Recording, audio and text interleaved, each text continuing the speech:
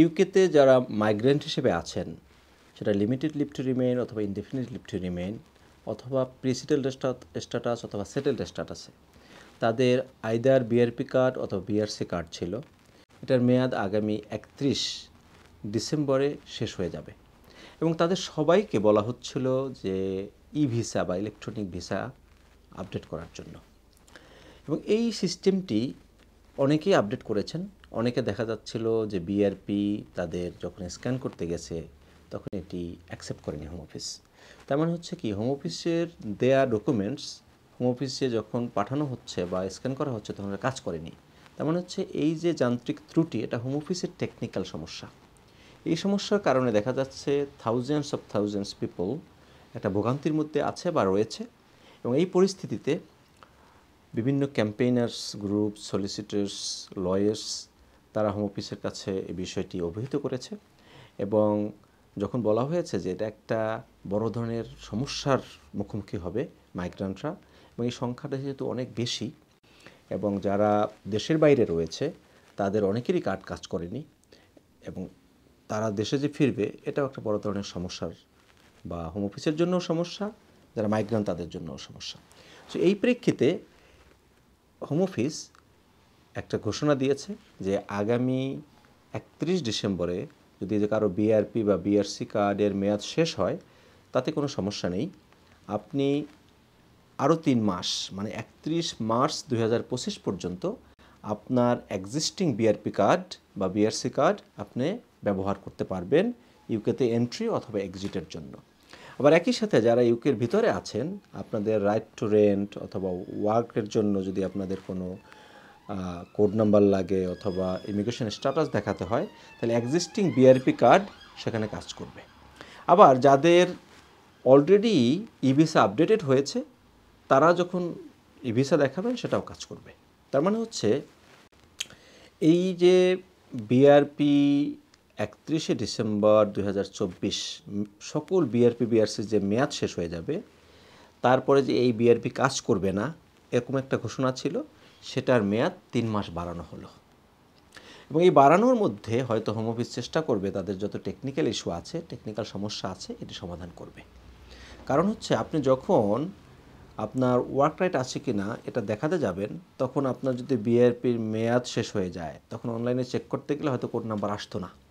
কিন্তু এখন home office সেটাকে এভাবে এখন ব্যবহার করার জন্য হেল্প করছে যে আপনি আরও 3 মাস 31 মার্চ পর্যন্ত এই কার্ডটি ব্যবহার করতে পারবেন। কার্ডে যদিও লেখা থাকবে 31/12/2024 ভ্যালিড আনটিল, বাট এটা আরও 3 মাস বেশি কাজ করবে।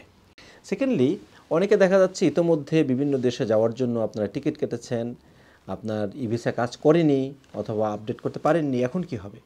স্টিল সেম ইনফরমেশন সবার জন্য যে আপনাদের কোনো বড় ধরনের ভোগান্তি পোহাতে হবে না।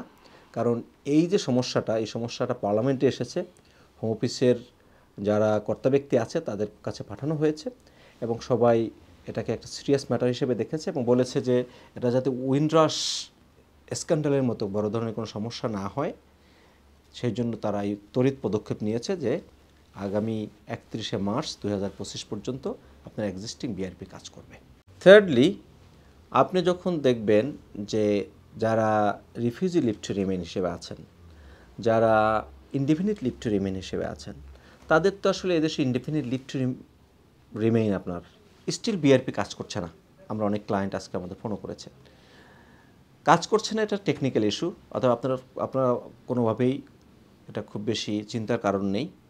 এটা হয়তো আপনি হোম অফিস থেকে নতুন গাইডলাইন পাবেন এবং এটা পরবর্তীতে কীভাবে আপডেট করবেন বা কীভাবে কাজ করবে সেই বিষয়ে তারা সুনির্দিষ্ট গাইডলাইন নিশ্চয়ই শিগগিরই দিবেন, তখন হয়তো আমরা আপনাদেরকে অবহিত করতে পারব।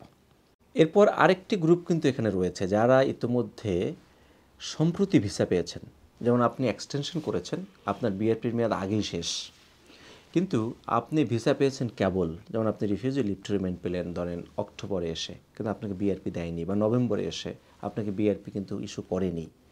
আপনি স্কিলড ওয়ার্কারে সুইচ করেছেন, আপনি অন্য কোনো ভিসায় এসেছেন কিন্তু আপনাকে বিআরপি দেয়া হয়নি। আবার দেখা যাচ্ছে আপনি যখনই হোম অফিসে আপনার আপডেট, ইমিগ্রেশন স্ট্যাটাসের আপডেট দেখতে যান, তখন আপনি কিন্তু এটা দেখতে পাচ্ছেন না, এরকম ঘটনাও ঘটছে অনেকের।